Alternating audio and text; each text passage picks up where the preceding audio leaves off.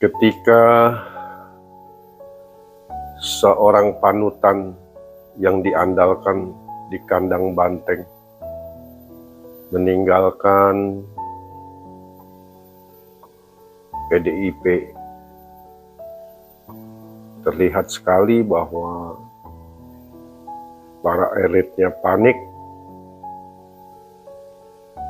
kalap, marah, dan ya seperti kita bisa duga, omongan para elitnya yang tidak konsisten, ya kemarin membela Jokowi, hari ini menjelek-jelekan Jokowi. Jadi ya masyarakat jadi makin mengetahui karakter dari para elitnya, dan sang ketua umum berusaha terus melakukan move-nya yang seakan-akan elegan begitu. Ya, tetapi tetap saja ujungnya kita tahu bahwa mereka dendam, sangat begitu benci. Padahal ini kan semua hanyalah pilihan politik daripada keluarga Jokowi. Apakah salah tidak lagi nyaman di kandang banteng dan pindah ke tempat lain yang menghormatinya, menghargainya, dan hari ini Jokowi masih presiden. Ya, kita sebagai warga masyarakat melihat setiap tindakan dari para elit banteng yang diistilahkan oleh Jokowi drakor itu loh, drama Korea, ya nyata dan bukan cerita bohong. Itu fakta. Kita bisa lihat bagaimana sekjennya mengeluarkan pernyataan-pernyataan yang terus bertentangan dengan pernyataan sebelumnya. Dian Apitupulu, ya, sang orator unggul yang kemarin membela-belanya, yang mengatakan tidak ada itu 3 periode, tapi hari ini dia mengatakan ada itu 3 periode. Jadi terlihat semakin blunder. Bicara tentang anti korupsi, ya ratusan kadernya terlibat korupsi. Bahkan yang terakhir kita dengar, ya ketika masa-masa COVID saja, ya dana COVID dibancak begitu rupa. Bahkan dengar katanya sampai 100 triliun. Saudara bisa bayangkan, ya dana yang begitu besar.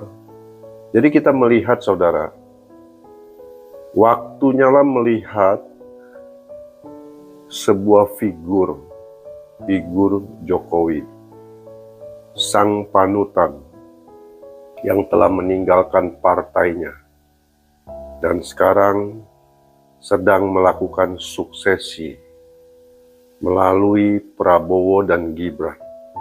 Kalau saudara perhatikan bagaimana seorang Prabowo bicara dengan wartawan asing terhadap protes hilirisasi, saudara akan melihat kapasitas dia sebagai seorang calon presiden luar biasa, yang tidak bisa diungguli oleh capres yang lain.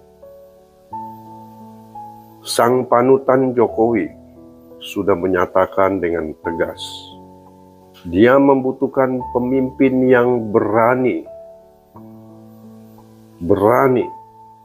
bukan takut kepada partainya atau ketua umum.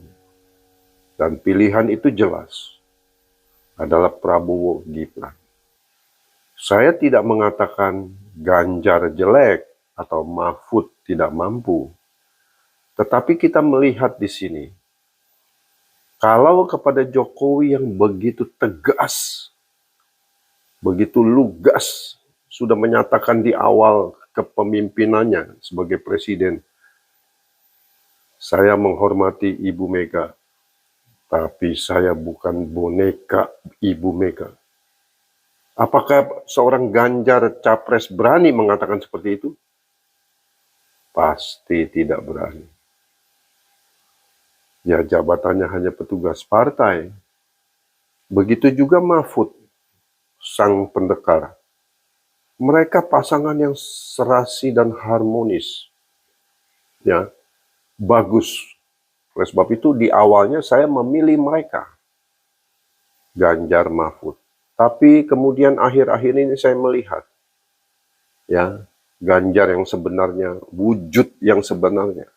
Bukankah kita bisa melihat sosok pribadi setiap orang itu pada saat ketika dia merasakan kekesalan, kemarahan, kita baru melihat apa isi hatinya.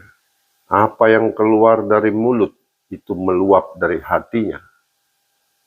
Ya, kita melihat ya para elit PDIP yang memaki-maki, ya udah persis seperti drama Korea, seperti sinetron. Padahal ini kan sebuah politik, sebuah proses politik yang harus diterima. Ya, mari berkontestasi, tapi sepertinya sudah terasa gejala akan kalah.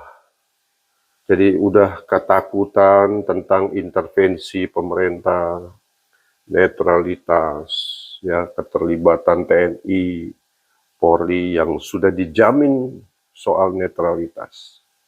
Nah, saudara, memang ini bicara tentang kapasitas. Kita bicara tentang karakter pemimpin yang telah dicontohkan oleh sang panutan yang telah meninggalkan partainya. God bless you, all the best.